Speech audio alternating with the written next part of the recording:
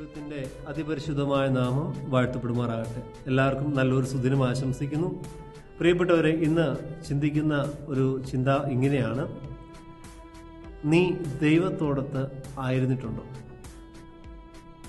നിന്റെ സാന്നിധ്യം ദൈവം ആഗ്രഹിച്ചിട്ട് നീ അവനോടൊത്ത് അല്പസമയം ചെലവഴിച്ചിട്ടുണ്ടോ? പുറപ്പാടിൻ്റെ പുസ്തകം 23-ാം അധ്യായം അതിൻ്റെ 17-ാം വചനത്തിൽ ദൈവമായ കർത്താവ് മോശയ്ക്ക് നൽകിയ ഒരു കൽപ്പനയുണ്ട്. അതിപ്രകാരമാണ്: ആണ്ടിൽ 3 പ്രാവശ്യം നിന്റെ പുരുഷന്മാരെല്ലാവരും ദൈവമായ കർത്താവിൻ്റെ സന്നിധിയിൽ വരണം.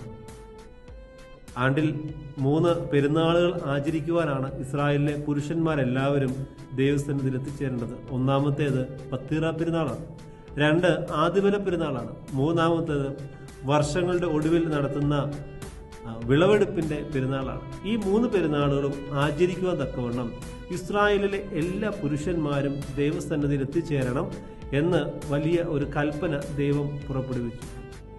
പ്രിയപ്പെട്ടവരെ, പുതിയ നിയമത്തിലേക്ക് കടന്നു വരുമ്പോൾ നാം കാണുന്നത് യേശുതമ്പുരാൻ തന്റെ ശിഷ്യന്മാരെ തിരഞ്ഞെടുക്കുന്ന സമയത്ത് മർക്കോസിന് സുവിശേഷം 3:13 വചനങ്ങളിൽ ഇപ്രകാരം പറയുന്നുണ്ട്: തനിക്ക് ഇഷ്ടമുള്ളവരെ അവൻ മലമുകളിലേക്ക് വിളിച്ചു, തന്നോടുകൂടെ ആയിരിക്കാനാണ് അവരെ വിളിച്ചത്.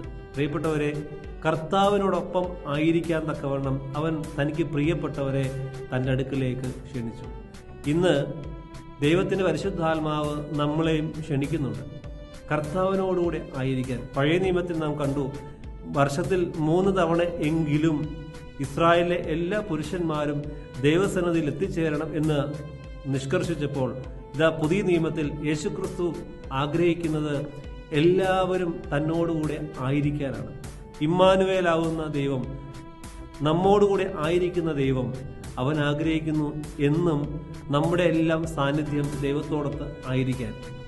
ദൈവം നമ്മോടൊത്തായിരിക്കുന്ന പോലെ നമ്മളും മനസ്സുകൊണ്ടും ശരീരം കൊണ്ടും ഒക്കെ ഒത്തായിരിക്കാനായിട്ട് ദൈവം ആഗ്രഹിക്കുന്നുണ്ട്.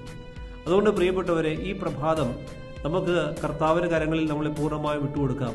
കർത്താവിനോടുകൂടെ അല്പസമയം ഇരിക്കാം. ദേവാലയത്തിൽ വന്ന് ഇരിക്കണമെന്നല്ല, നേരെ മറിച്ച് ദൈവ ചിന്തയുമായി എപ്പോഴും നമുക്ക് നടക്കാം.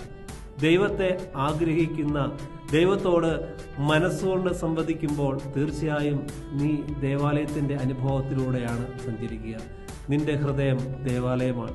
നീ ദൈവത്തെ മനസ്സുകൊണ്ട് ആരാധിക്കുമ്പോൾ നിന്റെ മനസ്സും ശരീരമെല്ലാം ഒരു ദേവാലയമായി രൂപാന്തരപ്പെടും. അതുകൊണ്ട് പ്രിയപ്പെട്ടവരെ, ഈ ദിവസം ദൈവ സാന്നിധ്യ സ്മരണ നിലനിർത്തിക്കൊണ്ട് ജീവിക്കുവാൻ നമുക്കിടയാകട്ടെ.